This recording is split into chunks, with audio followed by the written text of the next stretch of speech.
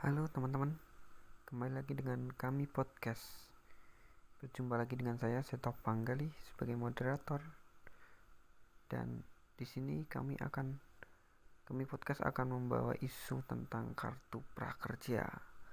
Kebijakan dari pemerintah di masa pandemi ini tentu mengundang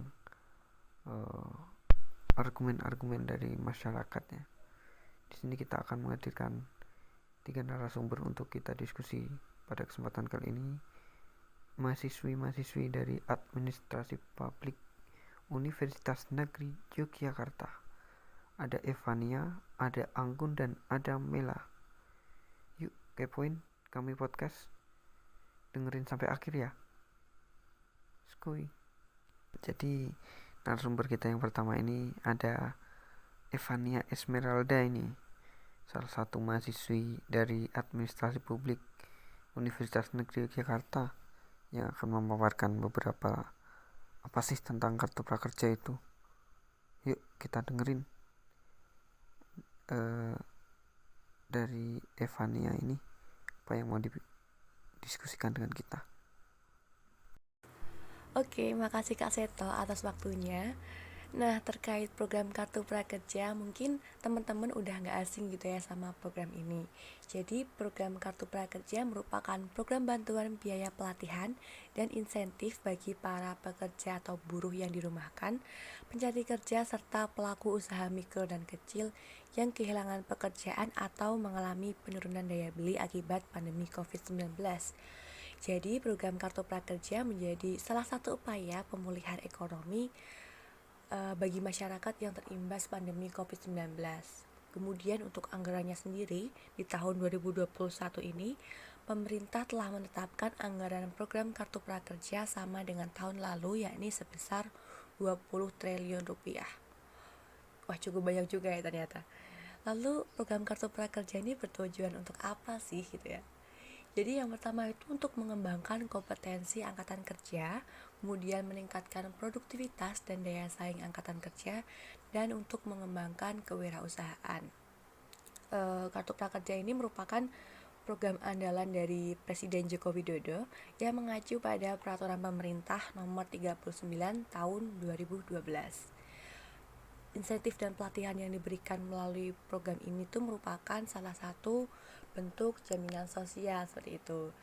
Jadi program Kartu Prakerja secara spesifik diperuntukkan bagi masyarakat yang belum mendapatkan pekerjaan, di mana menyasar dua golongan nih, yaitu golongan pekerja yang kena PHK atau pemutusan hubungan kerja, dan juga golongan lulusan sekolah menengah atas, sekolah menengah kejuruan ataupun perguruan tinggi yang belum bekerja. Kemudian untuk program pelatihan yang dapat diakses itu ada apa aja ya? Jadi programnya itu ada program skilling, upskilling, dan juga reskilling. Jadi programnya itu disesuaikan dengan status kepekerjaan pemegang kartu. Yang pertama ada program skilling. Program ini diperuntukkan bagi pemegang kartu prakerja dengan status pengangguran fresh graduate. Benefit yang diperoleh adalah training dan sertifikasi selama 2 bulan senilai maksimal 14 juta dan insentif pasca training sebesar 500.000 per bulan selama maksimum 3 bulan setelah pelatihan. Yang kedua, ada program upskilling. Program upskilling ini diperuntukkan bagi pemegang kartu prakerja dengan status pekerja.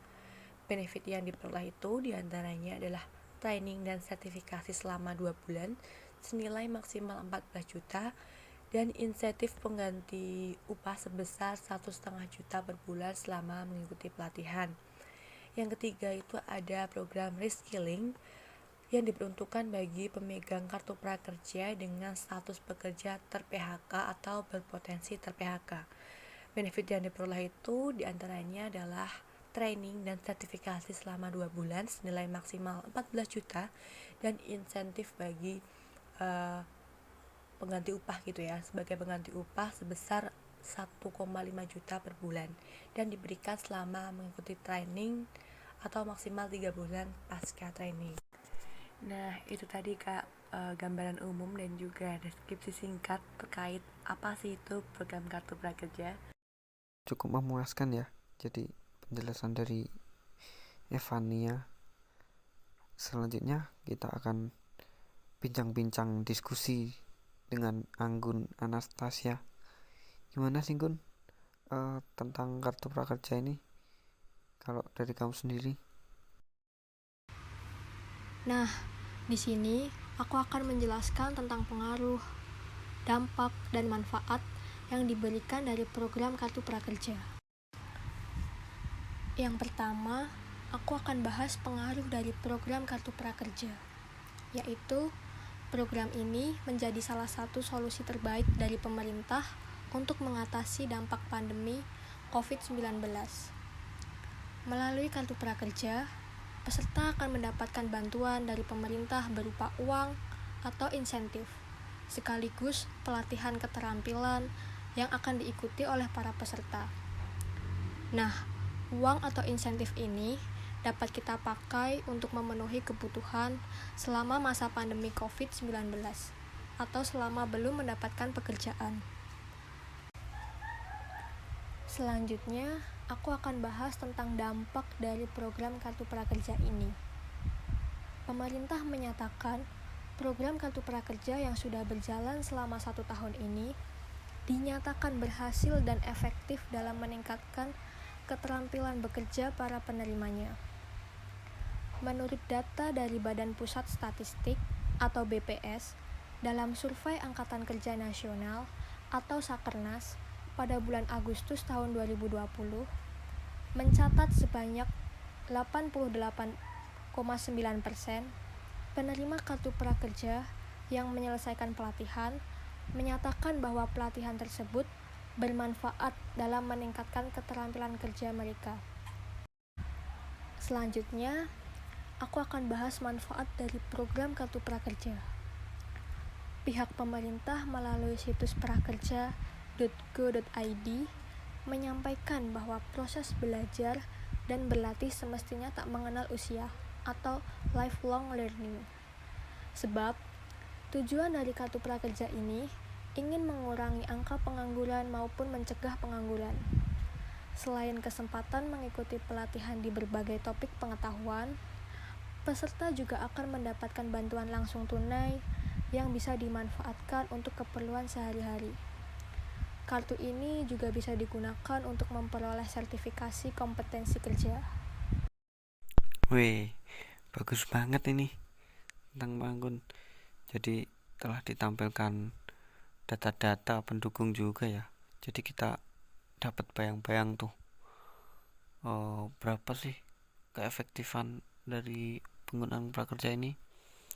Selanjutnya kita akan ketemu dengan satu narasumber juga ini. Satu narasumber terakhir ada Mela Asoka. Gimana sih contoh kasus di lapangan yang terjadi dalam permasalahan kartu prakerja ini?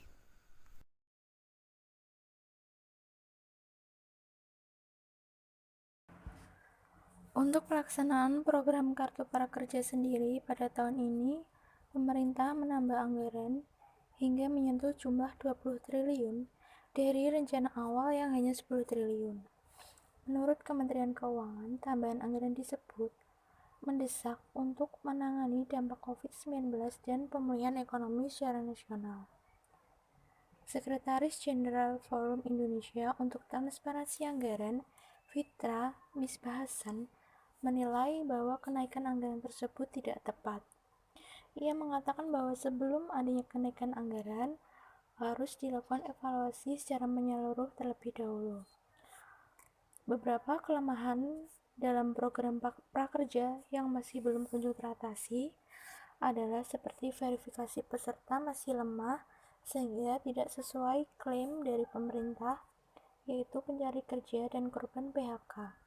Lalu indikator kelulusan yang tidak jelas sehingga kewajiban mengakses pelatihan demi mendapat bansos semakin dipertanyakan.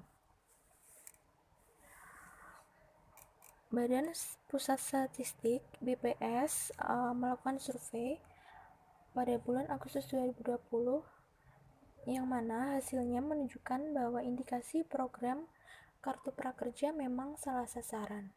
sebanyak 66,47% penerima dari program ini masih berstatus bekerja, sementara penerima dengan status pengangguran hanya 22,24% dan sisanya 11,29% diisi bukan angkatan kerja.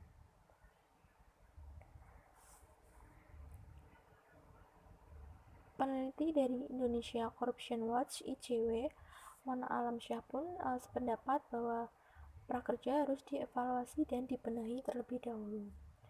Selain adanya masalah dalam ketepatan sasaran, ICW juga mengatakan bahwa prakerja bermasalah dalam hal transparansi. Keputusan pemerintah untuk melipat gandakan anggaran untuk program prakerja merupakan keputusan yang tidak cermat dan cenderung terburu-buru.